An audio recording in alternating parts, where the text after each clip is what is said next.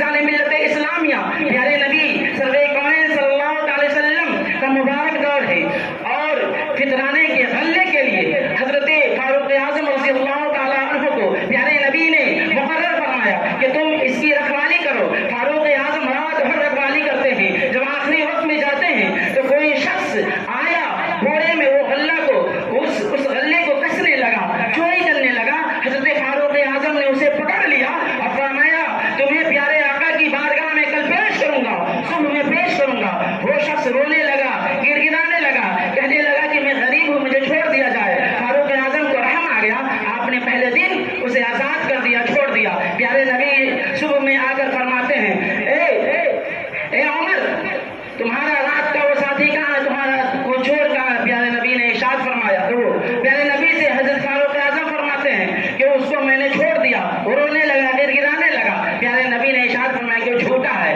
پھر وہ آئے گا دوبارہ۔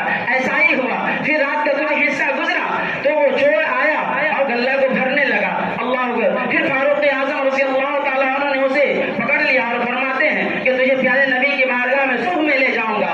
اللہ اکبر۔ پھر وہ رونے لگا، گر گرانے لگا کہ میں غریب ہوں، مسکین ہوں، یا ہمارے بچے بھوکے رہتے ہیں، مجھے چھوڑ دیا جائے۔ فاروق اعظم کو رحم آیا، آپ چھوڑ دیتے ہیں، تیزی کے ساتھ مجازہ فرمایا۔ پھر پیارے نبی نے صبح اٹھ کر فرمایا تو پیارے نبی سے فاروق اعظم نے کہا کہ یا رسول اللہ صلی اللہ علیہ وسلم، ہمارے والدین آپ پہ قربان۔ وہ رونے لگا، گر گرانے لگا، مجھے رحم آیا، میں چھوڑ دیا۔ اللہ کے پیارے نبی ارشاد فرماتے ہیں کہ وہ مکار ہے، وہ جھوٹا ہے، وہ فریبی ہے، پھر وہ دوبارہ آئے گا۔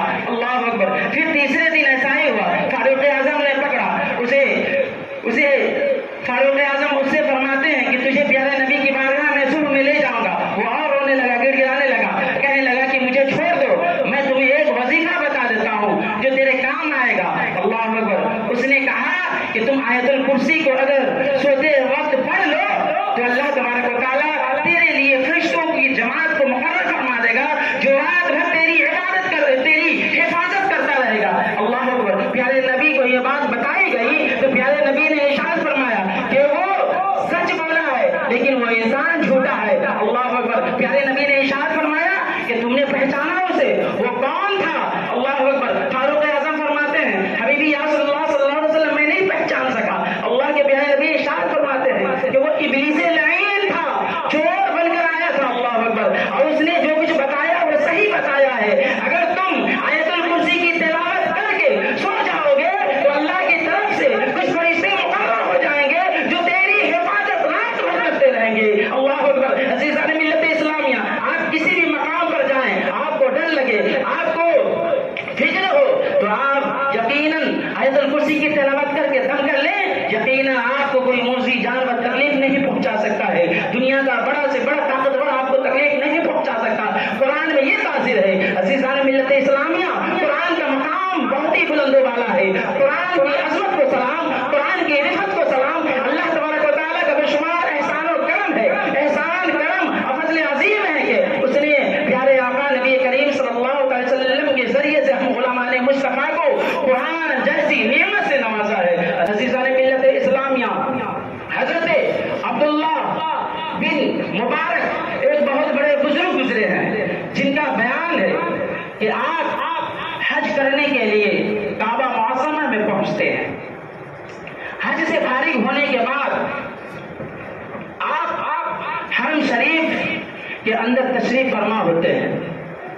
حرم شریف کے پاس آرام کرنے کے لیے آپ بیٹھ جاتے ہیں۔ جو ہی بیٹھیں آپ آرام سے سنیں، غور سے سنیں۔ بس یہ آخری بات میں کہنے جا رہا ہوں، اس کے بعد میں ختم کر دوں گا۔ انشاءاللہ اس واقعہ سے دل میں کچھ آپ کو جذبہ ہوگا، سمجھ رہے ہیں؟ اس کو غور سے سنیں، ادھر ادھر ذہن کو نہ لے جائیں۔ تو حضرت عبداللہ بن مبارک رضی اللہ تعالیٰ عنہ اللہ کے بہت بڑے ولی تھے۔ وہ حج کرنے کے لیے اپنے ملک سے مکہ معظمہ پہنچتے ہیں۔ حج سے فراغت کے بعد آپ حرم شریف میں آرام کرنے کے لیے تشریف فرما ہو جاتے ہیں۔ آپ آرام فرما رہے ہیں کہ آپ کی آنکھ لگ جاتی ہے۔ اللہ اکبر۔ دل کی دنیا بدل چکی ہے۔ آپ خواب دیکھتے ہیں کہ آسمان سے دو اللہ کے فرشتے زمین پر نازل ہو رہے ہیں، اور جب وہ دونوں فرشتے زمین پر اتر گئے تو آپس میں ان دونوں کی بات چیت گفتگو شروع ہو گئی۔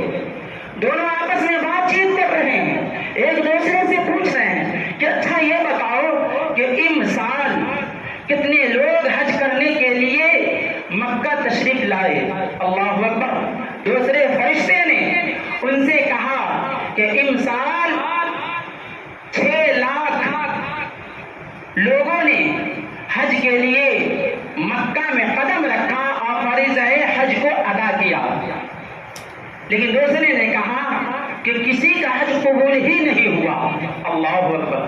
جب حضرت عبداللہ بن مبارک اس بات کو سنتے ہیں تو بیچارے بے قرار ہو جاتے ہیں, سوچنے پہ مجبور ہو جاتے ہیں کہ اللہ اللہ یہ کیا ماجرا ہے کہ اپنے اپنے ملکوں سے حاجی حج کرنے آئے, اتنی مشقتیں پریشانیاں برداشت کی, روپے پیسے خرچ کیے, لیکن اس سال کسی کا حج قبول نہیں ہوا.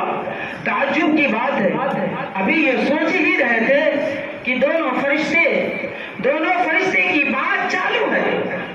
اللہ اکبر. پھر دوسرے فرشتے نے ایک فرشتے سے کہا کہ ایک بزرگ ہے, دمشق کے مقام پر ہے, وہ حج کرنے یہاں نہیں آیا, وہ جوتا سلا کرتے ہیں, جوتے چپل لوگوں کو سل کر دیتے ہیں, مرمت کرتے ہیں. اللہ تبارک و تعالیٰ نے ان کو حج مقبول کا ثواب دے دیا ہے, اور ان کے طفیل, ان کی برکت سے ان 6 لاکھ حاجیوں کے حج کو بھی قبول فرما لیا ہے. جب اتنا سننا تھا تو اللہ کا ولی حضرت عبداللہ بن مبارک مچل جاتے ہیں, خوشیوں میں جھوم جاتے ہیں, فوراً آپ کی آنکھ کھل جاتی ہے, آپ دیکھتے ہیں کہ میں حرم کعبہ میں موجود ہوں, کعبہ معظمہ میں موجود ہوں. اللہ اکبر. دل میں اشتیاق ہوا, دل میں تمنا ہوئی کہ میں کیوں نہ اس نیک اللہ کے بندے سے ملاقات کروں.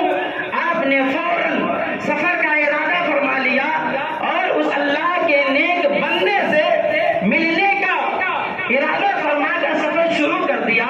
جب آپ دمشق پہنچتے ہیں تو آپ لوگوں سے پتہ لگاتے ہیں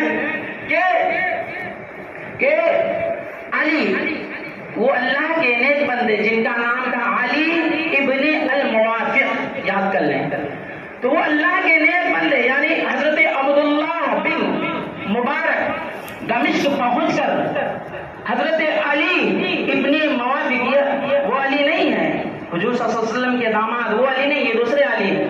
نام کی برکت سے ان کے والدین نے نام رکھ دیا علی, کہ تاکہ مولا علی کے نام کی برکت حاصل ہو جائے.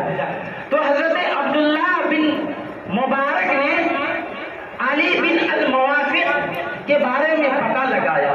معلوم چلنے پر آپ ان کے گھر تک پہنچے. ان سے آپ نے دریافت کیا کہ اے اللہ کے نیک بندے, تم کون سا نیک عمل کرتے ہو, تم کون سا نیک عمل کرتے ہو کہ اللہ تبارک و تعالیٰ نے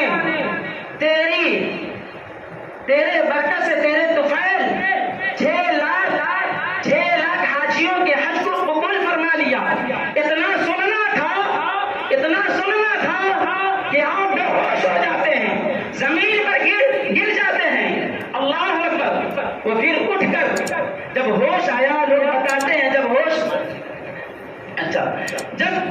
ہوش آیا تو ان سے پوچھا گیا, آپ سارا ماجرا بیان کرتے ہیں کہ میں چپل سی کر, جوتا سی کر کئی برسوں سے میں پیسہ جمع کیا, اکٹھا کیا کہ میں اسی پاک پیسے سے میں حج کروں گا.